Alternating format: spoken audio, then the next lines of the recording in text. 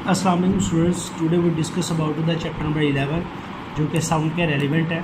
Students, सबसे पहले हम देखेंगे कि साउंड प्रोड्यूस कैसे होता है। देखिए स्टूडेंट्स, एक लाइव एग्जांपल आपको मैं ऑनलाइन लेक्चर के अंदर डिलीवर कर रहा हूँ। ये देखिए, मैं एक पेन के साथ पेपर के ऊपर क्या कर रहा हूँ, टैप कर रहा हूँ। जब मैं पेपर के ऊपर टाइप कर रहा हूँ तो इसके ऊपर क्या क्रिएट हो रही है, वाइब्रेशन क्रिएट हो रही है, और यही वाइब्रेशन आपको क्या की जा रही है, सुनाई दी जा रही है। तो इससे ये साबित हुआ कि ये चीज़ प्रूव हो जाती है कि आप किसी भी चीज़ के ऊपर जब वाइब्रेशन प्रोड्यूस करते हैं तो उससे क्या होता है, साउंड प्रोड्यूस होता है। फिर वो साउंड ट्रैवल करता है अपने सोर्स की तरफ, या जहाँ तक उस सोर्स जो वो साउंड सुन सकता है। ठीक है स्टूडेंट्स, तो यहाँ पर एक आपके पास all sound are produce by the vibration of the object. Sound हमेशा याद रखें बेटा, एक एनर्जी है, ठीक है, जो वन प्लेस से दूसरी प्लेस की तरफ क्या करती है, ट्रैवल होती है। इसको जस्ट आपने रीड आउट करना है और अगला पॉइंट भी आपने जस्ट रीड आउट करना है। ठीक है स्टूडेंट्स, जिसके अंदर ये बताया गया हुआ है कि how the sound wave is produce. देखिए स्टूडेंट्स, इन द डायग्राम आपको क्या नज़र आ रहा है, एक गिटार नज़र आ रहा है। इफ़ यू स्ट्राइक और if you plug a string of the guitar, ठीक है, तो आपको क्या होना शुरू होता है, साउंड सुनाई देना शुरू हो जाता है। इस तरह एक ड्रम की सरफेस है, अगर आप उसके ऊपर स्ट्राइक करते हैं हैमर के साथ, जो दिए हुए इंस्ट्रूमेंट के साथ, जब हैमर उसके ऊपर स्ट्राइक करते हैं, उसके ऊपर जो भी ऑब्जेक्ट होता है, जो चमड़ा लगा होता है, तो उसके ऊपर क्या होती है, वाइब्रेशन क्रिएट होती है। वाइब्रेशन से एम्पलीट्यूड क्रिएट होती है। एम्पलीट्यूड से रिजल्टेंट में क्या होता है, आपके पास साउंड आ जाता है। ठीक है, वो साउंड फिर क्या होता है, रेलिवेंट सोर्स की तरफ यानी कि कान की तरफ क्या होता है, जाता है। ठीक है स्टूडेंट, ये जो साउंड वेव्स हैं ये ट्रैवल करती हैं। ये साउंड वेव्स क्या होती है, ट्रैवल करती है, यानी कि एक जगह से दूसरी जगह वो क्या होती है, मूव करती है। इसी तरह स्टूडेंट्स एक आगे एक्टिविटी है, ठीक है, उसमें एक ट्यूनिंग फोक को दिखाया गया है। ये हमने ट्यूनिंग फोक क्या किया हुआ है, पहले चैप्टर के अंदर डिस्कस किया हुआ है। ट्यूनिंग फोक क्या होता है, ये इस तरह का यू शेप का रॉड होता है। आप जब लैब स्कूल में आएंगे, when you come to school I show you to the science lab, ठीक है, हम जब इसको किसी पैड के ऊपर, रबड़ के पैड को स्ट्राइक करते हैं तो इसके इन पोंग्स के अंदर क्या होती है, वाइब्रेशन क्रिएट होती है। कहते हैं जी ये इतनी माइनर वाइब्रेशन होती है, हमें नज़र नहीं आ रही थी इतनी खास। अब हमने देखना होता है कि वाकई इसके अंदर वाइब्रेशन क्रिएट हो रही है कि नहीं हो रही। हम उसके करीब किसी भी, जैसे कि ये रबर हैमर इन्होंने शो किया हुआ है, किसी ऑब्जेक्ट को, किसी पेपर को करीब लेकर जाएंगे तो उस पेपर के अंदर भी क्या हो जाएंगे, वाइब्रेशन क्रिएट होना शुरू हो जाएगी। जिससे ये चीज़ भी प्रूव होती है कि जो आपकी साउंड एनर्जी होती है, साउंड वेव्स होती हैं, ये एनर्जी को ट्रांसफ़र करती हैं। वो in the form of mechanical है, या in the form of sound है, या in the form of any kind of energy है, तो वो एक जगह से दूसरी जगह क्या होती है, शिफ्ट होती है, यानी कि ट्रांसफ़र होती है। ठीक है स्टूडेंट, ये भी एक्टिविटी जस्ट आपने क्या करनी है, रीड करनी है। ठीक है, फिर पेज नंबर 21 के ऊपर हम आ जाते हैं बेटा। पेज नंबर जो 21 है, ठीक है स्टूडेंट, उसके ऊपर उसके अंदर सबसे इम्पॉर्टेंट चीज़ डिस्कस की गई हुई है, वो क्या है, sound required the material medium for this propagation, कि साउंड को ट्रैवल करने के लिए किसी मीडियम की ज़रूरत होती है कि नहीं होती है। ठीक है स्टूडेंट, इसके लिए हम एक एक्टिविटी क्या करते हैं, डिस्कस करते हैं। स्टूडेंट, ये आपकी बुक के ऊपर क्या बनी हुई है, एक बेल जार बनी हुई है। ठीक है, इसमें ये जार के अंदर बेल है, बेल को बाहर हमने क्या किया, एक पावर सप्लाई यानी कि एक्सटर्नल सर्किट से क्या किया हुआ, उसको जोड़ा हुआ है। ठीक है स्टूडेंट्स, जब हम इसका स्विच ऑन करेंगे तो ये बेल, इलेक्ट्रिक बेल क्या होना शुरू हो जाएगी, रिंग करना शुरू हो जाएगी। ठीक है स्टूडेंट, आपको बाकायदा इसकी आवाज़ आएगी।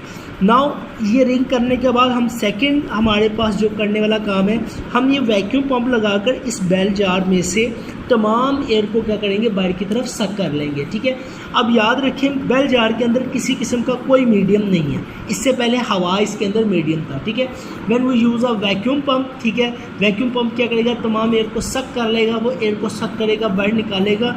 ठीक है, अब इस बेल जार के अंदर किसी किस्म का कोई मटीरियल नहीं है। जैसे ही स्टूडेंट्स आप क्या करेंगे, बेल को ऑन करेंगे दोबारा से, आप देखेंगे कि इस बेल, इलेक्ट्रिक बेल के ऊपर हैमर स्ट्राइक तो कर रहा है लेकिन आपको आवाज़ नहीं आएगी।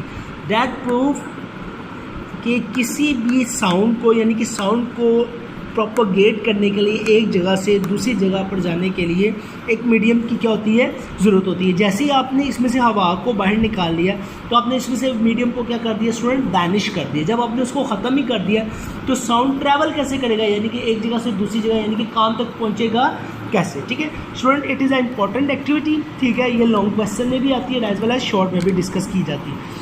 स्टूडेंट्स, अगर तो अब now we discuss to the next topic, कि अगर तो साउंड को ट्रैवल करने के लिए मीडियम की ज़रूरत होती है, it's mean sound waves nature by a mechanical type, ठीक है, ऑफ द वेव। ठीक है, और मैकेनिकल वेव जो सी होती है, ठीक है, उनकी आगे से डायरेक्शन ऑफ द पार्टिकल्स के लिहाज से 2 टाइप्स होती है। ठीक है, वो हमने फर्स्ट चैप्टर के अंदर पढ़ा था।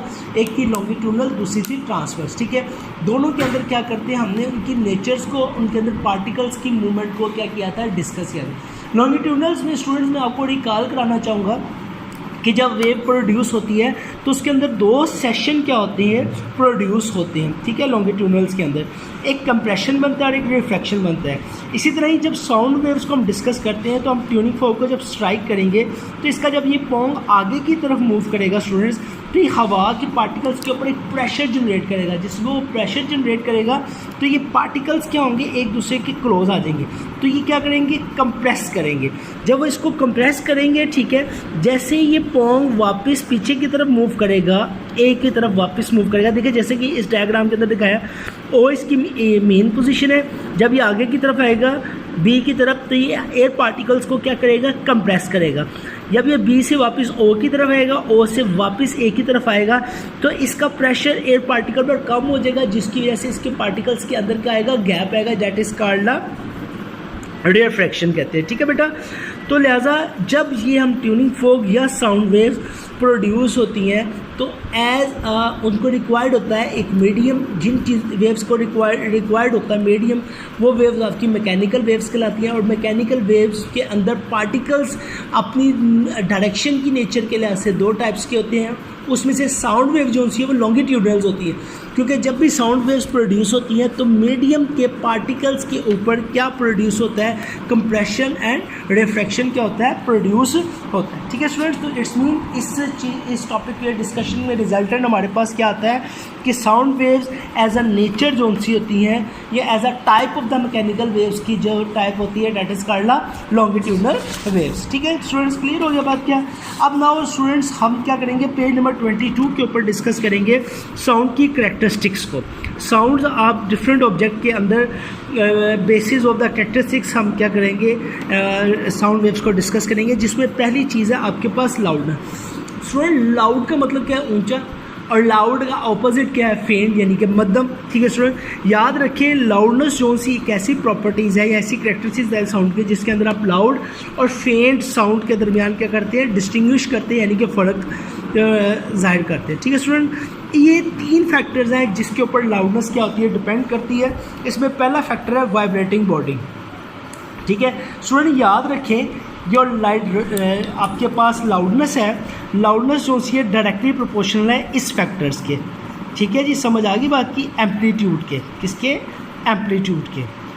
स्टूडेंट एक बार आपको इसकी एग्जांपल देता हूँ। देखिए छोटा सा ड्रम जब आप स्ट्राइक करेंगे उसकी आवाज़ कम है, क्योंकि उसके चमड़े के अंदर जब आप चमड़े के ऊपर आप क्या करेंगे, ड्रम स्टिक के साथ हिट करेंगे तो उसके अंदर कम वाइब्रेशन प्रोड्यूस होगी, ठीक है स्टूडेंट। जैसे कि नीचे आपके पास है स्मॉल एम्पलीट्यूड, इसलिए जब आप बड़े ड्रम के ऊपर क्या करेंगे, हिट करेंगे तो उसका क्या होगा, उसके अंदर एम्पलीट्यूड ज़्यादा क्रिएट होगा, इसके अंदर क्या होगा, एम्पलीट्यूड ज़्यादा। तो इट्स मीन कि loudness is directly proportional to amplitude of the vibrating body.